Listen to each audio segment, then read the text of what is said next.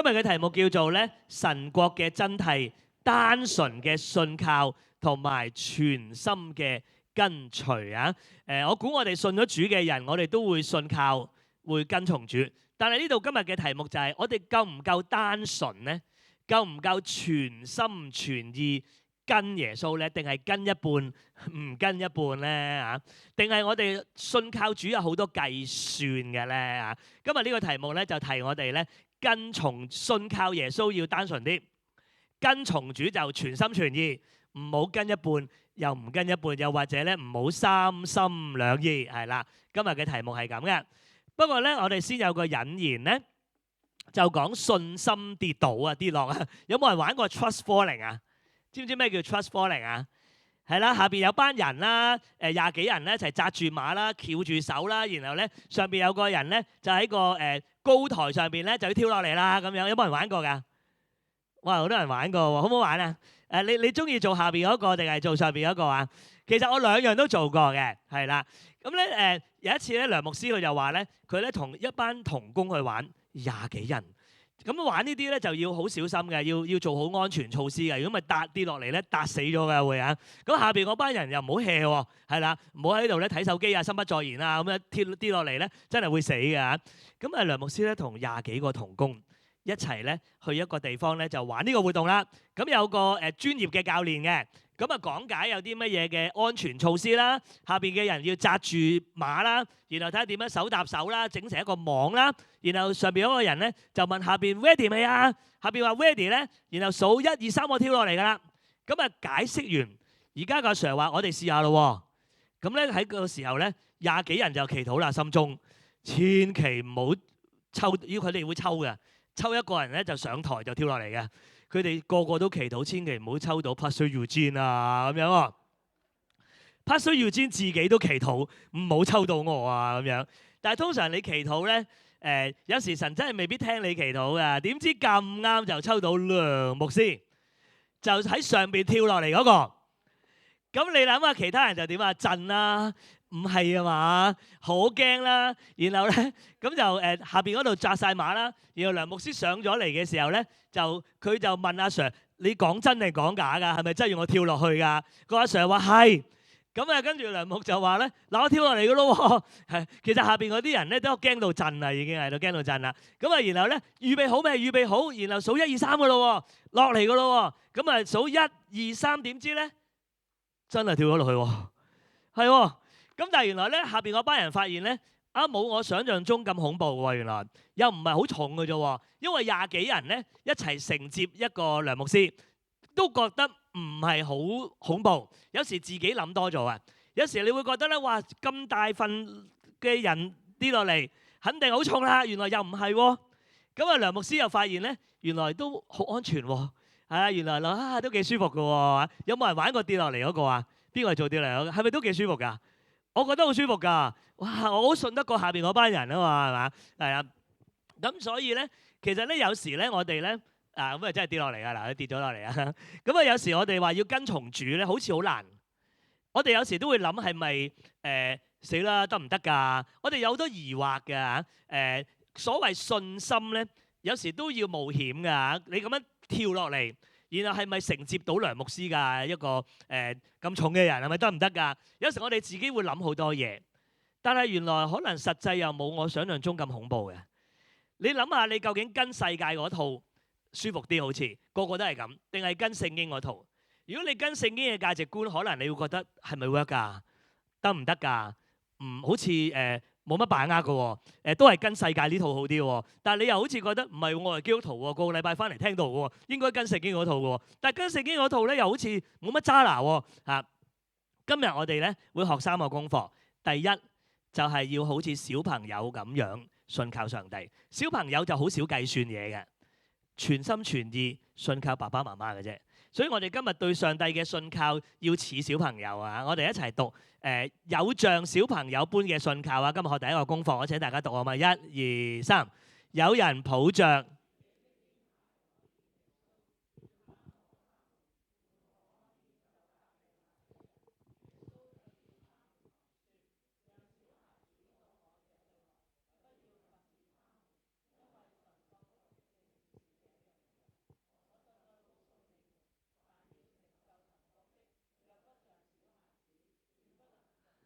係啦，嗱呢度咧有一段嘅經文記載咧，有人抱住 BB， 係啦，抱住自己嘅嬰孩嚟見耶穌，希望耶穌摸下自己嘅 BB 啊，或者咧希望咧耶穌為自己嘅 BB 祝福祈禱，係咪？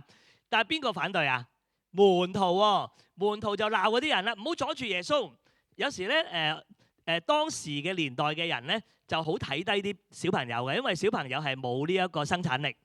係啦，睇低婦女同埋睇低小朋友㗎，即係以前猶太人嘅背景啊！唔好搞住啊，大人做嘢，唔好嘈住耶穌，係啦。耶穌好忙嘅，又要醫病，又要趕鬼，所以咧有人嚟抱住自己嘅 BB 嚟咧，佢就會同佢哋講啦：走啦，帶 BB 走啦，唔好喺度啦咁樣。咁所以咧呢個經文背景係咁啊，有人抱住自己嘅 BB 咧就嚟見耶穌啦，然後門徒就責備佢哋啦。但係其實今日咧。好多人咧都睇重 BB 嘅喎，係嘛？以前咧就 BB 好低微啦，嗰個小朋友嗰個嘅地位好低微，因為覺得佢哋冇生產力。但係你知唔知今日咧成個家庭咧最高權力嗰度咧係邊個嚟㗎？係 BB 嚟㗎，係小朋友嚟㗎。試過咧飲茶嘅時候咧，隔離台咧有阿爺啊、阿嫲、阿婆啊，有 BB。突然之間個媽咪話：噓，你知唔知做咩啊？瞓咗覺啊個 BB。全部阿爺阿婆阿嫲飲緊茶都唔准出聲㗎啦，大聲到隔離台嘅咧都會係咪樹埋我咧咁樣啊？原來咧今日咧 BB 咧係皇帝嚟嘅，差唔多係全家人都要就佢㗎，通常一般都係咁啊。我哋教會咧有牧者都有 BB 啊。耀溫老師個 BB 而家10個月大啦，咁啊真係寶嚟嘅喎。其實個個 BB 都係寶嚟㗎。你有耀溫老師嗰個 Facebook 咧，第一個月又影一張相。第二個月又攞住個2字又影，第3個月即係咧以前我哋慶祝1年就慶祝一次生日啫嘛，1歲，而家係每個月都慶祝㗎，1個月、2個月、3個月、4個月，然後帶佢去邊度着靚靚衫啊，邊度去旅行啊，而家啲 BB 就好細個已經去旅行㗎啦，係啦，以前我哋嗰年代咧係讀中學先有機會去旅行，有啲人話出嚟做嘢先去旅行，哇！而家啲 BB 好嘆㗎嘛，又可以有BB 車啊，有好多嘢，全部都係咧BB 就係成個家庭嘅中心嚟㗎，係嗰個兒童係好重要啊！但係耶穌嘅年代唔係㗎，佢哋睇輕啲兒童嘅嚇。但係耶穌呢度咧，佢就講咗句咧好震撼嘅説話，佢話咧讓小朋友乜嘢到我這裏來，唔好禁止佢哋啊！哇，跌晒眼鏡喎！原來好多人睇低啲小朋友，小朋友冇生產力冇用，大人喺度做嘢唔好阻住晒。但係耶穌話唔係啊！叫佢過嚟啦咁樣，所以我哋樓下咧，而家 Pastor Maggie 嗰度咧有成10幾20個小朋友啦。咁我哋好開心。其實咧，我要有一個呼籲，其實係 Happy Problem 嚟嘅。而家樓下咧嘅小朋友越嚟越多啦，幼稚園小朋友翻齊嚟係10個，幼稚園啊，知唔知啊？咁咧其實咧仲有初小又有高小，全部翻齊嚟係接近20個啦。咁但係咧，我哋嚴重地唔夠兒童導師啊，咁啊，所以咧鼓勵你為自己祈禱啊，亦都嘗試去裝備自己啊。邊個咧好中意同啲幼稚園小朋友玩嘅？你試下咧，可以裝備下自己咧，去教佢哋聖經啦，或者同佢哋玩啦，小學啦。其實我就好中意嘅，即係我以前教書噶嘛。咁啊，無論幼稚園啦，無論呢個小學啦，呢個高小啦，呢個初小啦，我好中意嘅。不過我就落唔到去，因為我主力喺成熟啊嘛，咁但係咧，我好想有弟兄姊妹，你可以為自己祈禱啊。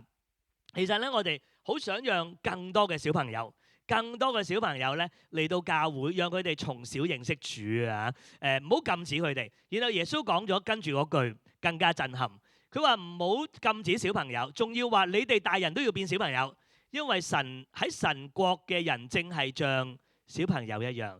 喺另一段經文，耶穌話你要回轉像小朋友先至能進天國啊！耶穌話回轉像小朋友係咪指到講嘢要似小朋友啊？你好啊，文文啊，你好啊，謙謙啊，呢個就唔係講你好幼稚嘅講嘢説話，係講咧你嘅心態要好似小朋友咁單純，係啦，冇乜機心，冇咁多計算，係啦。小朋友咧，其實咧佢哋咧係好冇機心，亦都咧好信靠啊，好信靠爸爸媽媽。呢度耶穌講咧，你哋要回轉像小孩，先至能夠進天國。因為神嘅國唔係靠身份，唔係靠地位，唔係靠讀書叻可以進入天堂，係靠乜嘢？耶穌嘅恩典啊！知唔知咩叫靠耶穌恩典啊？耶穌話：我實在告訴你們，凡要咩啊？承受神嘅國，即係上天堂得永生，要點㗎？像小孩子，否則乜嘢啊？不能進去。咩叫承受啊？即係領受咯。領受即係打開雙手，你而家打開雙手啦，得唔得？打開雙手啊，好似啲 BB 咁咧，或者唔係 BB 啊，小朋友咧，通常佢打開雙手就要阿爸阿媽抱噶嘛，抱抱咁樣，抱噶嘛。即係話咧，啲 BB 或者小朋友咧，佢好多時都中意單大雙手抱抱，我要拉拉，我要食啲乜嘢。小朋友咧就完全信賴父母嘅，係啦。不過啲小朋友啲 BB 咧幾時開始認人嘅，知唔知啊？今朝啊做緊就話咧8個月就認人㗎啦。咁即係話咧頭半年咧邊個抱佢都得㗎 ，OK 㗎。但係開始認人咧，你抱佢佢就喂咁樣啦，或者唔好抱佢啦。你好啊小朋友，佢就好驚㗎啦，喊㗎啦。但係咧好得意喎，父母抱咧就冇嘢㗎喎。父母抱咧佢咧就會好安心，然後咧就咧瞓喺父母嘅胸膛咧就流埋口水嘅嚇。佢會唔會好驚？喂，抱緊啲啊，唔好跌我啊咁樣嚇。仔女對父母係完全嘅信靠。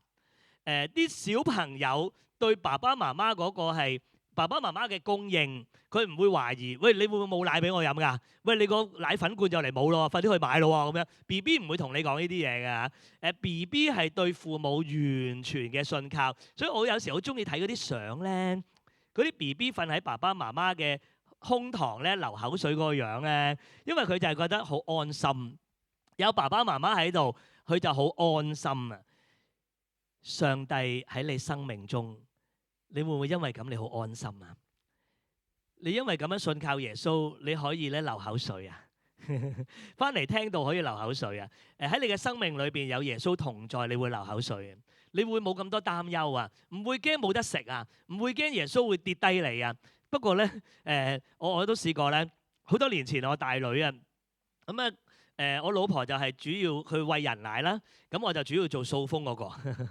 咁咧就咧夜晚凌晨2點鐘，我就要起身掃風噶啦。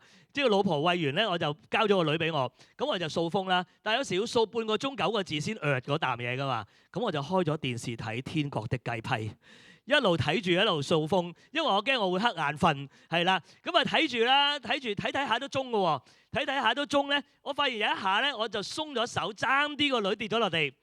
係啦，咁佢即刻抱翻，係啦。咁啊，有時有啲爸爸都會係失魂的爸爸，好似我啲咁樣啊。但係天父唔會啊。或者個女嗰陣時都未必識話，喂阿爸你抱實啲我啦咁樣啊。小朋友同埋 BB 對父母係完全嘅信靠。今日耶穌話你要進天國，你就要回復像 BB， 然後嚟到天父面前，你可以表示神啊，我唔得啊。我唔掂啊 ！BB 就係無依無靠，唯有靠父母，得唔得？佢識得認父母嘅嚇，佢識認人嘅嚇。嗱呢度咧就係第一點講啦。原來咧我哋要像小孩般信靠上帝咧，就係咧唔係好似成人咁自信，識得控制。我哋有時咧太大壓力想掌控啊！我要控制呢樣嘢，我一定要咁，我一定要呢度好大壓力。反而我哋回轉像小孩子，單純啲信靠，因為天父喺度。你可以好安心，佢會供應你嘅需要，佢會帶領你面對困難都好，佢喺度你就安心啊！好似以前好多年前嗰個 TVB 嗰出劇係嘛，嫲嫲喺大廳係嘛，咁你就可以好安心啊！耶穌喺你生命上，我哋要對上帝有嗰種小孩般嘅信靠。咁當然嗰種信靠咧係指緊咧你跟從緊咩價值觀啊嚇？如果你話我要單純信靠耶穌。係講緊咩叫信靠耶穌，唔係咁抽象嘅。信靠耶穌就係你跟緊耶穌嘅價值觀去生活，唔係淨係翻嚟崇拜嘅。你今日跟緊咩價值觀去生活咧？咁啊梁牧師就分享咧，佢係讀緊佢嗰陣時咧未做牧師之前係律師嚟㗎嘛，你知道。咁咧佢咧係讀緊律師法律系最後嗰年，佢就有機會去北京咧就讀一個法律嘅課程。咁啊因為好多時間咧，有人送咗2本書俾佢。有一本書咧就係咧佢喺佢喺呢一個律師行嘅老闆送俾佢嘅，就叫做乜嘢？職場上位秘笈。咁裏邊呢本書咧就教咧點樣卸膊，係點樣擦老闆鞋都唔係好覺眼。係啦。跟住有弟兄姊妹問咧，呢本書喺邊度買到啊？咁樣啊，咁梁牧話唔記得咗啦，有人送噶嘛。咁喺嗰個旅行裏邊咧，有人送咗呢本書俾佢，咁佢睇啦。然後咧喺呢個去到北京嘅時候咧，即係佢要去北京呢個旅程咧，佢教會英國嘅牧師送咗呢本書俾佢，叫做咩啊？Basic Christianity， 就係講基督教嘅價值觀信仰。咁佢攞住呢兩本書，咁喺度睇。其實呢兩本書咧都帶出兩種價值觀。究竟你將來出嚟做人哋嘅打工，你係要講卸膊、講上位、踩低人、抬高自己？你係要講呢一套職場上位秘訣，定係跟我要忠誠？我要唔好講大話？我要做好呢份工？我唔係淨係為咗錢？我要咧去喺呢份工榮耀神。嗱，呢個係 basic Christianity， 呢個咧就係職場上位秘笈。係啦，我要踩低人，我要卸膊，係啦，我要做衰嘢，唔緊要嘅，為咗錢。咁你會行邊咧？有人同佢講，好簡單啫。星期一至六就係職場上位秘笈，星期日就 basic Christianity， 然後星期一至六就職場上位秘笈變臉啊，然後星期日我有 basic Christianity， 星期一至六就上位秘笈踩低人，星期日咧就哈利路亞咁樣，得唔得嘅咧？你得唔得嘅咧？咁佢就會發現其實好假咯，雙面人啊！星期一至六就係職場上位秘笈，星期日就哈利路亞，雙面人。咁啊，梁牧都覺得好假喎，唔得喎嗱，你話你單純信靠主，究竟你喺你工作，你係跟緊邊套價值觀咧？好實際嘅咋。我哋好多年前，而家應該都係咁嘅。幼稚園，我兩個女，幼稚園要升小學就要揀學校，可以揀同區嘅，但係跨區都可以揀嘅。跨區咧就得好少名額嘅啫。咁嗰陣時咧，啲父母就中意傾偈啦。就算係基督教父母都會傾偈嘅。你中意跨區講下好簡單㗎咋，俾錢買地址啦。因為咧，我當時係住喺藍田，我個女，我哋兩公婆就中意講下喺將軍澳。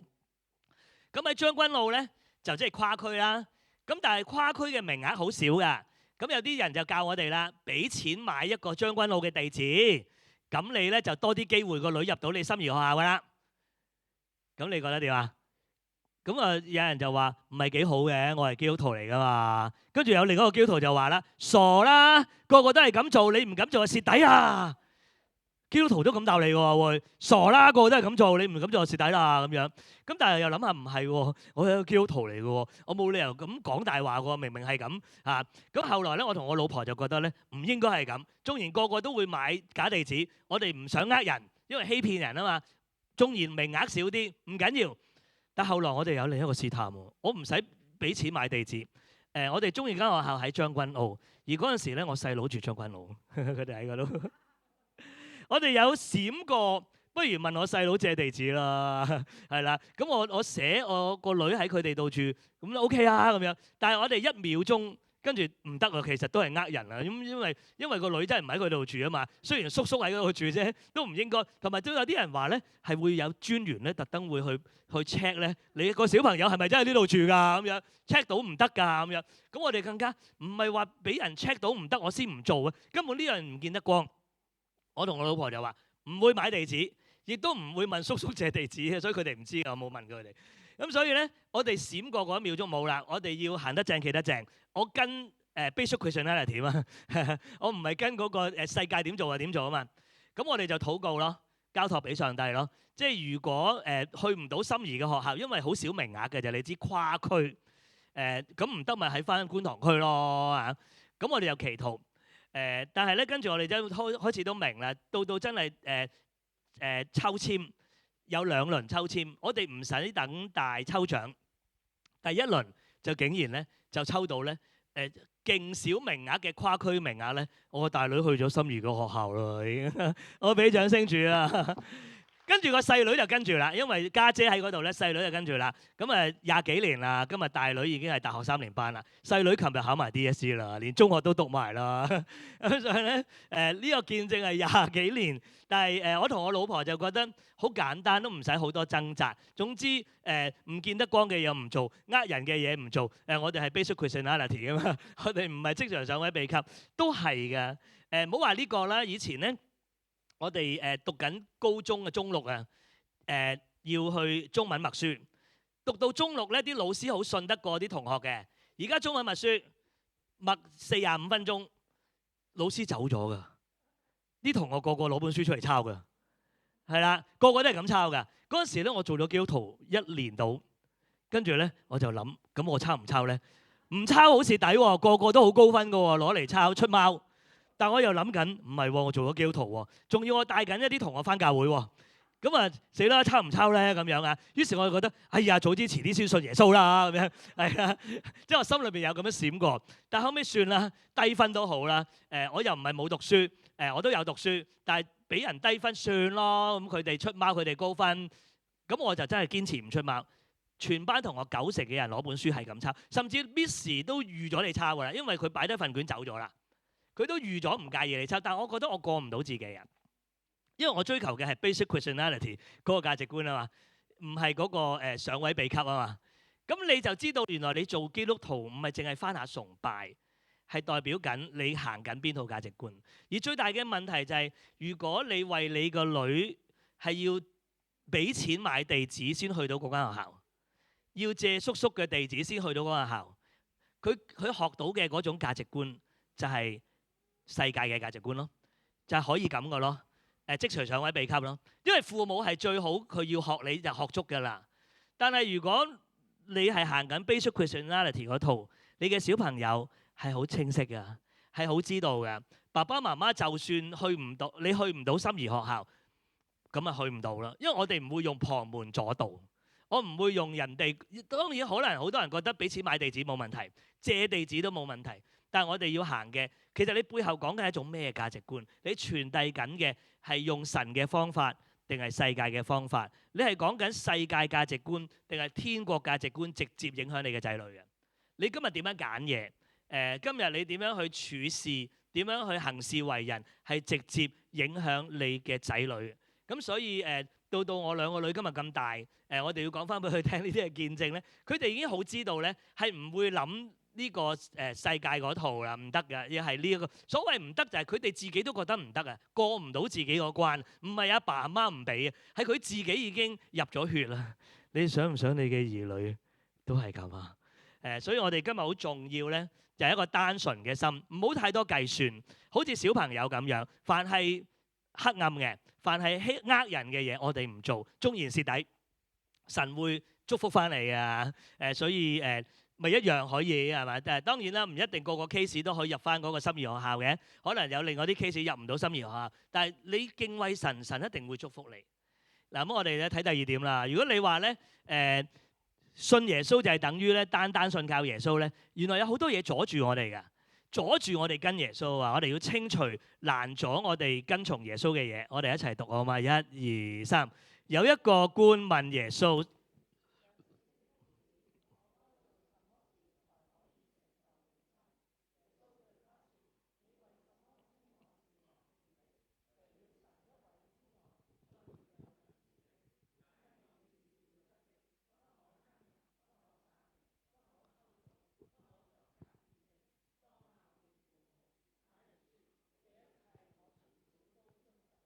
係啦，呢度講到有個官咧嚟揾耶穌，佢話：善良嘅夫子，我做咩可以得永生？其實佢問呢個問題問得好好嘅，點樣能夠上天堂？係咪？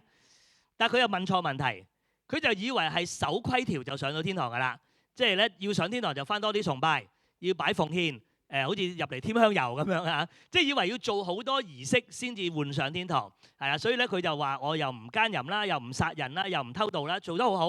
佢話從小我就守咗呢啲嘅規條㗎啦。佢以為自己做咗呢啲規條就換得上天堂啊！然後耶穌繼續同佢講，我哋一齊讀1、2、3。耶穌聽了就説：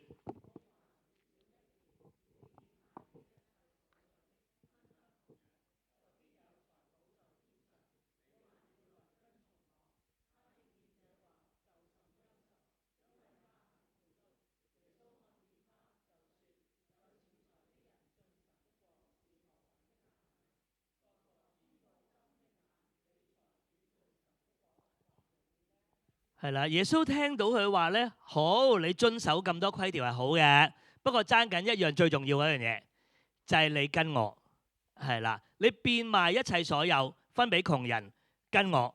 原來上天堂嘅關鍵唔係靠做乜嘢，係靠跟耶穌啊，唔係靠 doing 做啲規條，係靠跟耶穌嘅價值觀，跟耶穌嘅心意去生活，呢個先上天堂，得唔得？唔係靠守規條。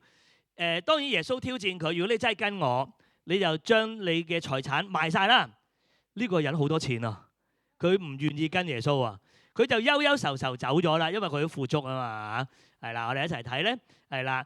當然啦，佢喺度嗌耶穌做咩啊？善良嘅夫子，係啦。然後耶穌話咧，除咗神以外，冇人係善良噶。咁耶穌係咪神啊？耶穌梗係神啦嚇。耶穌係同神原，佢同天父原為一啊。所以舊約嗰度話，唯有我耶和華，除我以外冇救主。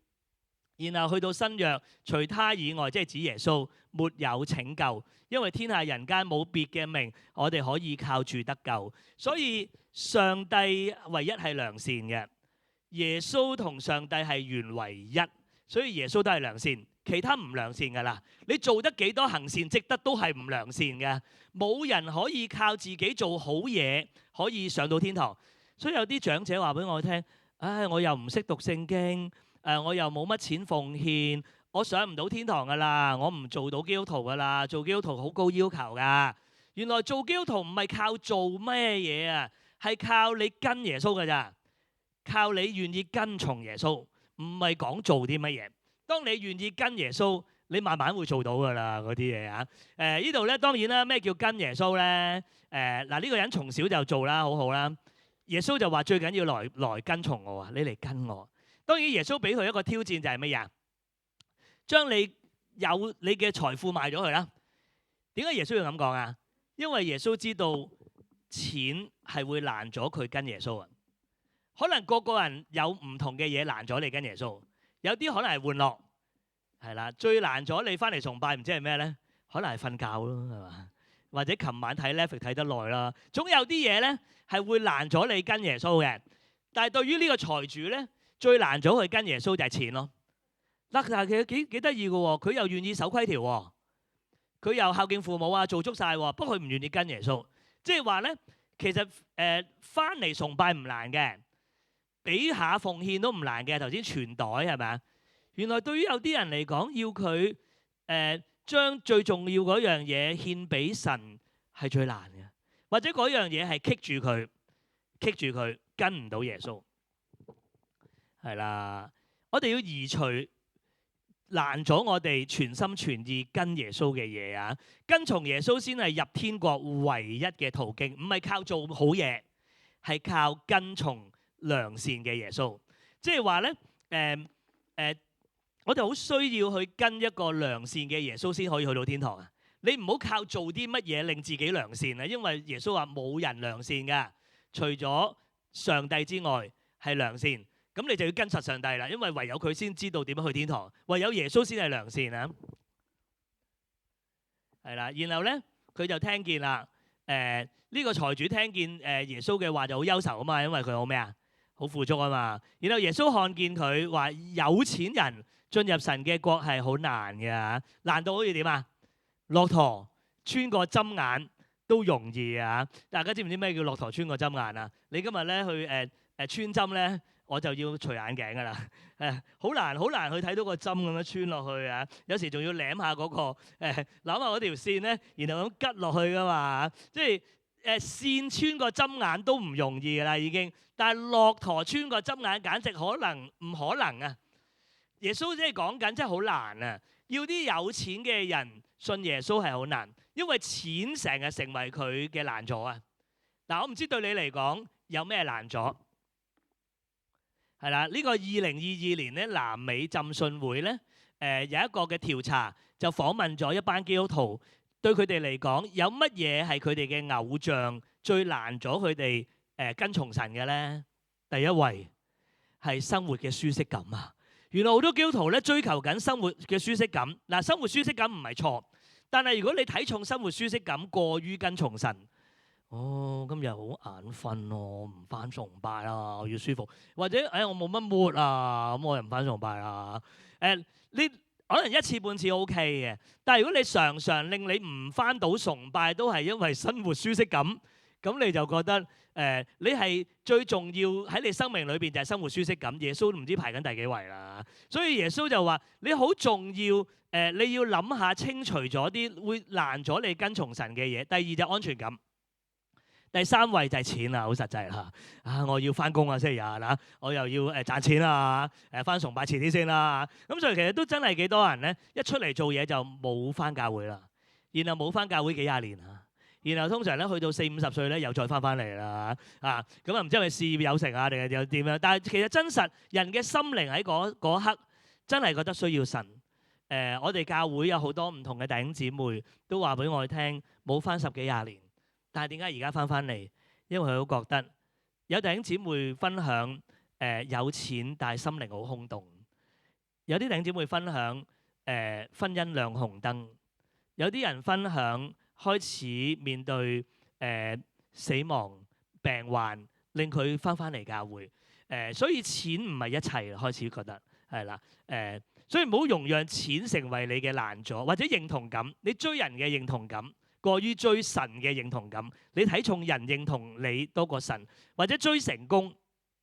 有啲人就追社會嘅影響力，最後呢，就係性慾或者浪漫嘅關係。呢啲好容易成為你同我嘅偶像啊！佢會塞住你唔能夠100%信服神。今日上帝希望我哋100%跟從神，會唔會呢啲嘢都係攔咗你全心全意嚟到追求神嘅咧？生活舒適感都係㗎，即係咧我都中意旅行㗎。咁啊嚟緊我可以去旅行啦，因為細女考完 DSE 啦，好開心啊！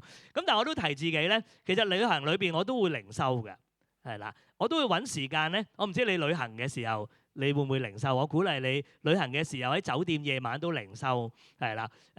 然後我會寫靈修分享 send 俾唔同嘅弟兄姊妹。我唔會好似靈修，我唔會去旅行咧，好似冇咗耶穌咁嘅。我會帶住耶穌去旅行嘅。所以我會追求有生活嘅舒適感，但我唔容讓呢種舒適感取代咗耶穌。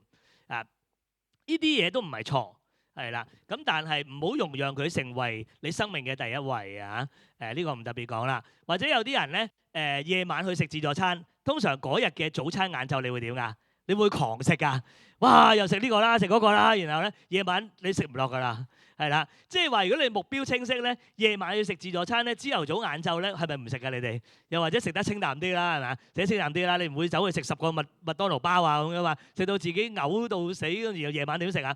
即係話咧，你嘅目標清晰，你就會自然除走嗰啲障礙㗎啦嚇，即係你會食得盡量清淡啲㗎。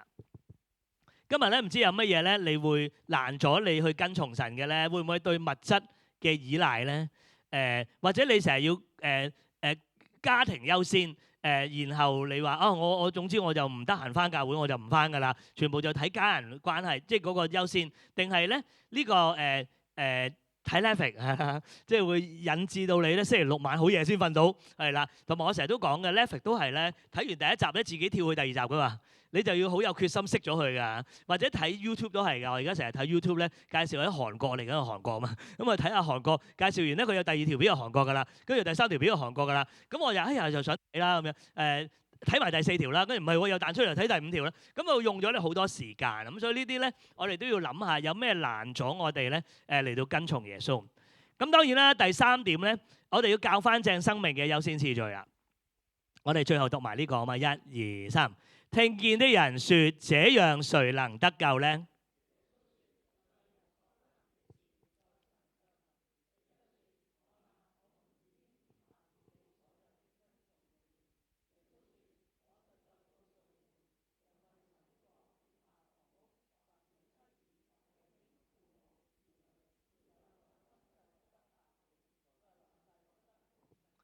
係啦，有人聽見咧連財主都入唔到天堂，咁點算啊？邊個能夠得救啊？因為當時嘅猶太人咧，佢會覺得咧有錢佬實入天堂㗎。佢會覺得入天堂嘅條件就係身份地位同埋錢咯。佢以為係呢啲人實入硬天堂㗎。婦女啊、小朋友啊、冇生產力啊，去唔到天堂㗎。佢成日以為咧，咁死啦！而家耶穌話財主都入唔到啊。咁佢話咁邊個入到啊？咁樣，因為人諗錯咗啊！入天堂唔係靠行為，唔係靠身份地位，係靠咩啊？跟耶穌啊嘛，唔係靠行善積德，靠跟耶穌。咁啱啱都會問你嘅，在座我唔知你有冇人未信，你願意跟耶穌就得救㗎啦。你話死啦，我唔識讀經㗎喎，死啦，我又唔知係咪個個禮拜翻到崇拜㗎喎，唔好諗呢啲嘢住，唔好諗做啲乜嘢，係你願意跟耶穌你就得救啦。你唔係跟黃大仙，唔係跟呢一個嘅觀音，你跟耶穌，你願意跟耶穌，然後你慢慢你會中意翻嚟崇拜㗎啦。你慢慢會識得唱詩歌㗎啦，你慢慢會願意奉獻㗎。但係首先你要願意跟耶穌啊，校正生命嘅次序。然後耶穌講咗句：在人不能，在神乜嘢？凡事都能啊！原來得救係靠恩典，唔係靠身份地位，唔係靠你幾有錢，亦都唔係靠你喺度守規條。係啦，呢個官守咗好多規條，但係佢都唔係跟耶穌。但係你願意跟耶穌就得救啦。係啦，所以彼得就話：哎呀，我哋跟咗你咯，撇下房屋咯，跟隨你咯。咁我將來可以得乜嘢咧？耶穌就話：我話俾你聽，人為神嘅國撇下房屋、妻子、兒女，沒有在今世不得百倍，在來世不得永生。耶穌嘅意思唔係叫你唔理父母啊，唔理仔女啊，意思即係話你要將上帝擺喺你生命第一位，老婆第二位，仔女第三位，然後父母第三、第四位。如果你將上帝擺喺第一位，你先識得愛你嘅老婆、妻子、兒女啊，得唔得？所以咧，耶穌就話你要將上帝擺喺第一位，喺你生命嘅中心。佢會教你點樣愛你老婆，教你點樣愛你嘅老公，教你點樣去孝敬你嘅父母。所以咧，我哋要鼓勵弟兄姊妹讀門女啊！讀門女，你話死啦！禮拜二晚7點到11點咁夜放歌，咁夜翻屋企，係咪冇咗老婆噶啦？唔理老公啦？唔係啊！原來讀完門女嘅人會更識得愛老婆，更識得愛老公噶。所以我哋第一屆嘅門徒就嚟畢業，佢哋嘅老婆老公咧嚟緊第二屆都報咗名啦。顯明咧，其實佢哋咧讀咗門女之後咧，應該翻去係更識得愛老公、愛老婆。然後而家第二屆到佢哋啲老公老婆出嚟讀門女啦，已經啊。咁即係話咧，其實讀門女咧係讓我哋更識得孝敬父母，更識得同仔女溝通，更識得咧嚟到分配時間個生命次序。呢度咧喺網上咧有一篇嘅文章，佢講到咧要教啱我哋嘅人生次序啊嘛，調教人生次序咧。佢話有10樣嘢喺人生唔好等嘅。第一，陪屋企人唔好等得閒，係啦。第二，要懂得珍惜，唔好等失去先嚟珍惜喎，得唔得啊？第三，要愛健康，唔好等生病。第四，去旅行唔好等老嘅時候啊！有時我哋要話咧，趁行得走得可以去旅行㗎啦，或者趁父母行得走得咧就去旅行㗎啦。咁所以都好開心，我哋6月就同我爸爸媽媽佢哋成家人我哋去旅行啦咁樣。咁我覺得係嘅，趁能夠行得走得去旅行。第五，學技能唔好等被裁員，而家學定啲技能先，唔好等俾人炒魷魚。第六，係啦，發掘興趣唔好等退休啊！而家咧未退休，但係你發掘啲興趣先，到你退休嘅時候咧，你就知道咧又可以做啲乜啦，種花啦、影相啦、游水啦、書法啦。第七，做好準備，唔好等機會啊！機會係俾嗰啲咧常作準備嘅人㗎。第八，聯絡友誼啊，揾下啲朋友啦，唔好等孤單嚟到先揾朋友啦。第九，學會溝通，唔好等關係破裂，係啦。第10，行動啦，唔好等聽日啦。其實我哋人生好短嘅咋，人生只有3萬日，3萬日，一路倒數緊。呢10樣嘢，我唔知你覺得邊一樣係最唔等得，你就揀嗰樣學先啦。如果你話去旅行啊，唔好等啊，今日仲行到，去啦，行啦，或者陪父母，係啦，陪屋企人，唔好等啦。又或者咧，你做好溝通，唔好等關係破裂啊！包括同你老婆傾偈，係啦。我覺得呢啲好重要。當然啦，有另外一個10大啊，我問 AI 啊，而家問 AI 咧，佢都俾到啲幾好參考價值嘅答案我嘅。天國有10大價值觀，第一就係虛心同埋謙卑。上次講咗，謙卑係唔係睇小自己，係少啲睇自己，多啲睇上帝。第二就係多啲憐憫人。學習饒恕，放手啦，饒恕自己，饒恕其他人。唔饒恕係你將自己困死咗啦。所以你饒恕人，饒恕自己。第三，一個清心，呢一個誠實嘅心係啦，所以半夜敲門可以也不驚嘅。好重要追求。第四就係使人和睦啊，使家庭和睦，使你嘅家族嘅人和睦。第五，有為義受逼迫嘅勇氣，你敢同人傳福音，敢俾人知道你係基督徒，俾人鬧又點啫？我有呢份勇氣去傳福音。第六就係捨己嘅愛，係啦，願意愛其他嘅人，願意犧牲自己嘅利益都愛佢。第七就係咧僕人式嘅領導係啦，即係你係一個領袖，但係心態係一個僕人去服侍。第八係永恆嘅價值觀係啦，儲錢喺天上。當你侍奉上帝就係儲錢喺天上啦。第九飢渴慕義係啦，包括你可以去呢個教會學校讀嗰個咧閱讀聖經越精彩，希望能夠認識聖經更多。第十大嘅價值觀就係信心同交託，將你嘅生命交託俾神，將你嘅家庭交託俾神。嗱，其實 AI 俾我嘅呢啲我相信佢係根據呢個8福，佢總括咗8福係啦，然後咧就俾咗呢10點我係啦。咁所以咧咁當然你用 AI 你都要識得你要識聖經，然後識分辨啊。但係佢能夠咧好好咁樣幫我總結咗咧天國嘅10大價值觀。當然唔止呢10大嘅，可能仲有第11、第12。但係我覺得呢10樣嘢已經好正啊！如果我哋能夠按住呢10個價值觀去生活，我要清心，我要誠實，我要使人和睦，家庭和睦，我要謙卑，我要僕人式領袖，我要捨己嘅愛。每一樣都夠你學啦，即係嗰個價值觀係啦，呢個就係 basic Christianity 啦，唔係嗰個咧咩要踩低人啊，要咩上位啊，射博啊，呢個係職場上位秘笈，而呢10樣嘢係 basic Christianity， 而呢10樣嘢係會令你嘅品格成長，你嘅生命成長。最後有一個弟兄嘅見證，呢個弟兄咧喺主堂咧讀緊牧者門類，佢已經係一個傳道人係啦，你知道門女咧臨尾要交功課就係同仇敵復和，咁佢就諗起佢嘅仇敵就係佢爸爸。佢爸爸咧簡單講咧，呢個弟兄講咧，佢係一個佢成長嘅家庭就係父親缺席，成日都唔喺屋企嘅爸，成日就唔同啲仔女傾偈嘅，直至到有一日咧個爸直情離家出走咗，有咗第二個家庭。咁呢個嘅弟兄同個妹。就係喺冇爸爸嘅情況之下成長，佢都唔中意呢個爸爸，好憎呢個爸爸。好多年冇見，但係當佢做咗基督徒，做埋傳道人，讀緊門女，要做呢個功課，究竟同邊個仇敵復和咧？佢竟然諗起爸爸，好多年冇見，唔知爸爸返咗大陸住定點樣？然後咧，佢有一個契機，可以有個機會咧試下揾爸爸，因為個妹就嚟結婚，佢同個妹講。你就嚟喺教堂結婚，你想唔想爸爸拖你入教堂？個妹雖然唔係好中意爸爸，但係諗起咁其實嗰個始終我爸爸。咁於是咧就透過阿哥，即係呢個弟兄，唔知20幾年冇見爸爸啦，約呢個爸爸落嚟食飯傾偈。食飯嘅寒暄幾句嘅啫。其實呢個弟兄以前係中醫嚟嘅。傾下傾下咧，爸爸就問佢：你係中醫嚟㗎，做乜無端端做咗傳道人嘅咁樣？佢就開始講見證啦，講福音啦，講下咧，然後咧個弟兄就講：其實你知唔知我同阿妹好嬲你？我哋細個最需要爸爸嘅時候，你走咗。其實呢個弟兄咧，佢去同爸爸坐低食飯之前咧，佢都好掙扎。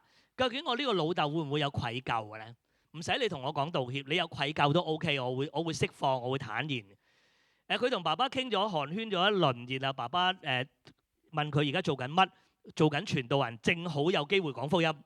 然後佢爸爸開始流露愧疚嘅情緒。佢雖然冇講對唔住呢幾個字，但係佢都覺得真係令到你同阿妹受虧損。佢好愧疚，佢好內疚，好唔開心。但係呢個弟兄就話：我得到好大嘅釋放。原來我爸爸識愧疚。佢話佢最緊要知道爸爸識愧疚，我就已經可以得到釋放。咁跟住咧就佢就冇 say no 去個女嘅婚禮，拖個女入教堂。但係始終都未能夠完全講對唔住，因為佢的確係傷害咗成個嘅家庭。而家呢個弟兄繼續會約爸爸㗎啦，遲啲。但係好感動咧，喺佢未約爸爸之前咧，佢爸爸有新嘅家庭，已經 WhatsApp 呢個弟兄返教會啊！佢喺早2個禮拜返咗長沙灣主堂啊，佢爸爸同新嘅家庭一齊返咗去。咁當然啦，佢哋個反應咧，爸爸覺得幾好喎，喺教會嘅感受係啦。然後個女又覺得幾好喎，係個老婆咧覺得一般般。但係而家呢個弟兄，我琴日先至問佢，咁點樣啊？佢話最想佢爸爸一家信耶穌咯，因為佢已經好放低到嗰個感受。原來當人佢願意跟從耶穌，佢嘅價值觀、佢嘅生命次序已經好唔同啊！究竟今日你係揀乜嘢咧？曾金發牧師喺 IDMC 佢話：你未信主嘅時候，我哋面對嘅選擇就係揀天堂同地獄；信咗主之後，我哋面對選擇就係揀咩啊？天國同埋世界嘅價值觀。正正就係呢個職場上位秘笈，你行呢一個價值觀定係呢一個嘅 basic Christianity？ 我哋每日都揀緊㗎呢兩邊啊！我哋請敬拜隊。神國嘅真諦就係我哋要回轉像小孩子，對上帝好單純嘅信靠，唔好容讓任何嘅嘢攔阻我哋跟耶穌。可能係錢，可能係名，可能係利，可能係玩樂，嗰啲嘢唔一定係錯。但係如果佢係攔阻你跟從耶穌，你就要清除佢，然後你就要調教生命嘅次序。喺你生命裏邊，如果第一位係上帝，你會更識得愛你老婆、愛你老公，然後你會更識得愛你嘅仔女，孝敬你嘅父母。最重要係你生命第一位係邊個？而你信耶穌唔係要做啲乜嘢，係你跟耶穌。我唔知在座有冇朋友你未信耶穌？但係如果你願意，我陣間會鼓勵你同我哋一齊咧起身，我哋唱呢首嘅詩歌，我哋一齊起立。我話用呢首詩歌，我哋回應，我哋請詩琴彈住，我會為你祈禱。我唔知你聽完呢堂道，你願唔願意跟耶穌？耶穌話得永生唔係靠做啲乜嘢嘅，係靠跟耶穌。當你願意跟耶穌，你嘅價值觀會改變。你話我做唔到喎，神話在人不能，在神凡事都能。神話我唔使你能夠，我要你願意啫。只要你願意跟耶穌，神會使你跟得上，神會使你做得到噶啦。因為信耶穌上天堂唔係靠做啲乜嘅，但係你起碼你願意。我唔跟黃大仙，我唔跟關公，我唔跟觀音，我跟呢個愛我嘅耶穌。雖然你話我唔知點跟喎，唔緊要㗎，逐步我會話俾你聽。耶穌愛你，耶穌明白你。如果你願意跟耶穌，未信主嘅你願意跟耶穌，或者信咗主，你願意繼續跟耶穌，我想請你將手擺喺心上，唔好望其他人。你將手擺喺心上，代表你願意跟從耶穌。當你願意跟從耶穌，神就會使你跟得上。因為上天堂唯一嘅條件就係你願意跟耶穌啫，未必你識得做啲乜嘢，但係你願意跟耶穌，神就會使你能夠啊。好感動，我哋見到好多朋友，好多新朋友，你將手擺喺心上邊。我知道神睇到，我都睇到。你冇望隔離嗰個，但係咧，我作為牧師，我見到好多嘅新朋友，你將手擺喺心上邊，我為你感恩。上帝知道呢個係一個開始，但係第二、第三步點樣跟法？我哋嘅牧者包括我，我繼續同你哋傾偈啦，同你哋同行啦，我哋一齊禱告啊！主，我哋多謝你，我哋讚美你。我哋知道上天堂唯一個條件唔係做啲乜嘢行善積德，係跟耶穌。當我哋跟耶穌，我哋嘅生命會改變，我哋價值觀會改變。我哋會經歷一種平安喜樂嘅生命。主要讓我哋咧將手擺心上嘅朋友弟兄姊妹，就由今日開始成為神嘅兒女。我哋就係咧能夠跟耶穌。當我哋跟耶穌，我哋就將耶穌擺喺我哋生命第一位嘅時候，我哋就會認識真正嘅自己，我哋亦都識得更愛我哋嘅仔女，愛我哋嘅父母，愛我哋嘅配偶，愛我哋身邊嘅人，係因為耶穌你會教我哋點樣去愛人啊！主啊，求你就幫助我哋，讓我哋一直跟你到底，直到返天家。我哋同心嘅嚟到獻上禱告感恩，奉主名求，阿門。我哋用呢首歌作為我哋對主嘅回應，好嗎？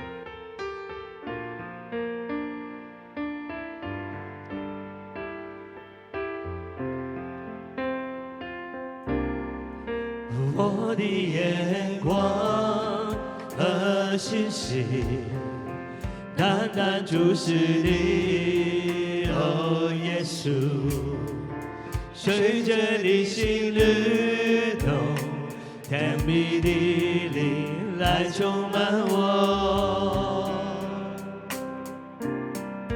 放下為自己加諸你，放手交給你，我的主，我願隨你歡喜，對你的愛不斷永留。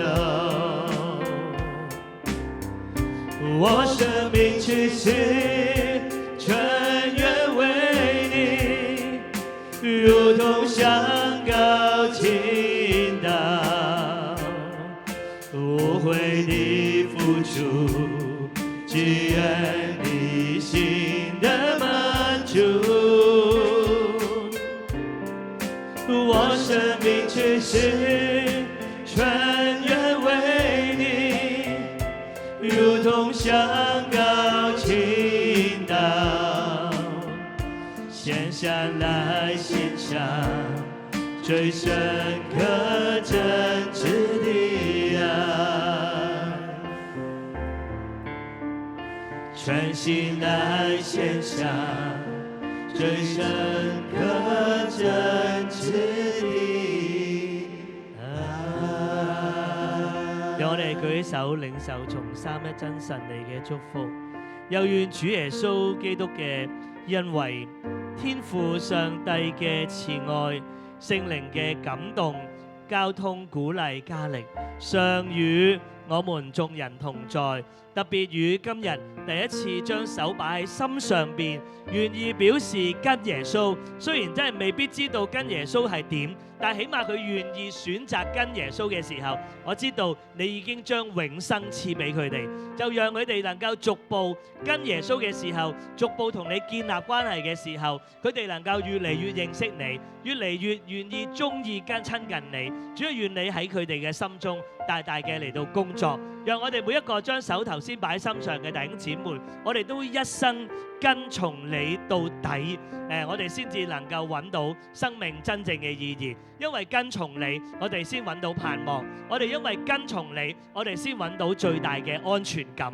我哋多謝你，垂聽我哋嘅禱告，我哋求神你嘅恩典繼續常與我們眾人同在，從今時直到永永遠遠。我一齊憑信心回應。Amen。我俾掌聲住好嘛？